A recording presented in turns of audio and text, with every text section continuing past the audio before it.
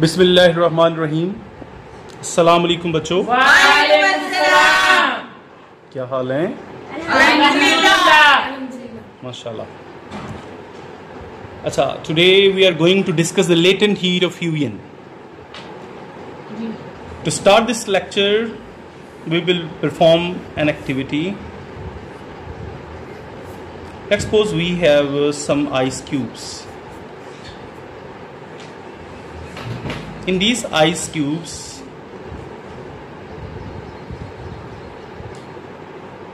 I have fixed a thermometer by the help of a spout.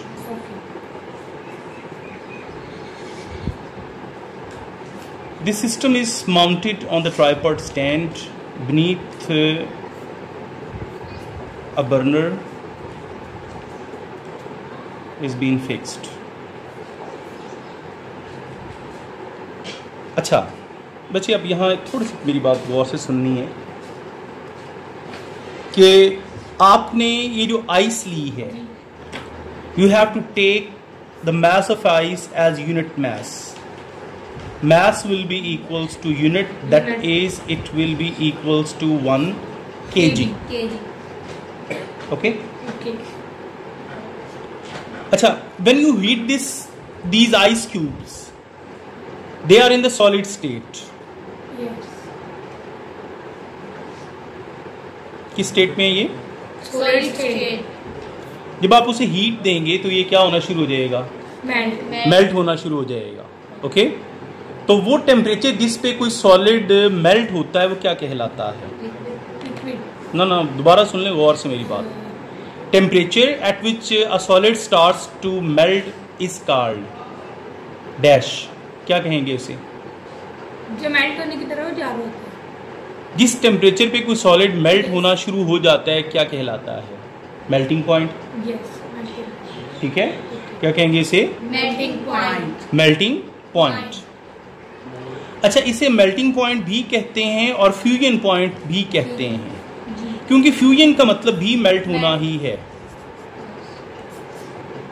Okay? The temperature at which a solid start to melt is called the melting point. अगर आपने ice ली है तो मुझे बताएं ice का degree Celsius में कितना टेम्परेचर होगा? 0 डिग्री सेल्सियस. शाबाश. यानी 0 डिग्री सेल्सियस इसका क्या है? फ्यूजन पॉइंट या मेल्टिंग पॉइंट. ओके? अच्छा, ये जो आप इसको हीट दे रहे हो इस सॉलिड को मेल्ट करने के लिए, इसे कहेंगे delta Q F. Delta Q F.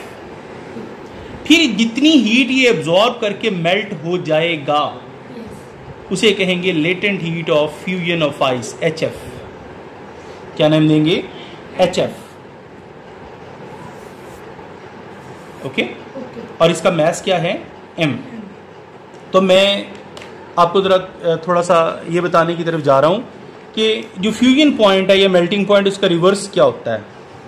तो बता सकते हैं मेल्टिंग पॉइंट का जो रिवर्स है वो क्या कहलाता है? Solid. Freezing point. जरा इन दोनों में डिफरेंस आपको मैं बताना चाह रहा हूं. देखें, melting point is the point at which a solid start to melt. Okay? But freezing point is a point at which a liquid start to solidify. यानी जो लिक्विड है वो फ्रीज होना शुरू हो जाएगा, जमना शुरू हो जाएगा. ओके? तो मेल्टिंग का ताल्लुक पिघलने से है और फ्रीजिंग का ताल्लुक जमने से है. पानी के केस में जो पानी का फ्रीजिंग पॉइंट है वो 0 डिग्री सेल्सियस है. आइस के केस में आइस का जो मेल्टिंग पॉइंट है वो भी 0 डिग्री सेल्सियस. यानी अगर हम लिक्विड वाटर की बात करें तो उसका फ्रीजिंग पॉइंट 0 है, और अगर सॉलिड आइस की बात करें तो उसका मेल्टिंग पॉइंट भी 0 है. ओके? अब आते हैं लेटेंट हीट ऑफ फ्यूजन की डेफिनेशन क्या है. heat energy required to change the unit mass of a substance from solid to liquid state. From solid to liquid state at its melting point, at its melting point without change in its temperature is called the latent heat of fusion. क्योंकि देखे ना melting point पे जब तक ये सारी की सारी आइस मेल्ट होके लिक्विड में नहीं बदल जाती 0 से 1 डिग्री सेल्सियस टेम्परेचर नहीं होगा, इसलिए यहाँ चेंज ऑफ टेम्परेचर तो पॉसिबल ही नहीं है जब तक सारे की सारी आइस मेल्ट ना हो जाए। हाँ तब तक वो चेंज ऑफ टेम्परेचर पॉसिबल नहीं। नहीं है.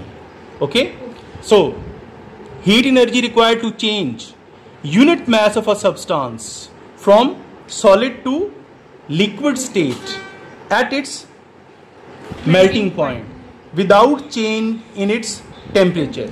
इसके टेम्परेचर में किसी किस्म की कोई तब्दीली लाए बगैर जो सॉलिड से लिक्विड में इसको स्टेट चेंज कर दे वो हीट क्या कहलाएगी?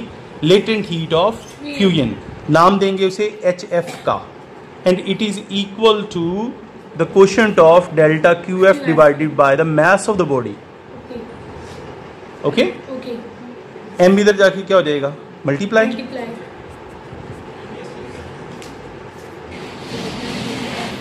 अगर आप पास 1 kg आइस हो ना और आपने उसको सारे की सारी सॉलिड से लिक्विड में बदलना हो तो आपको जो HF सप्लाई करनी पड़ेगी वो होगी 3.36 × 10⁵ जूल पर kg.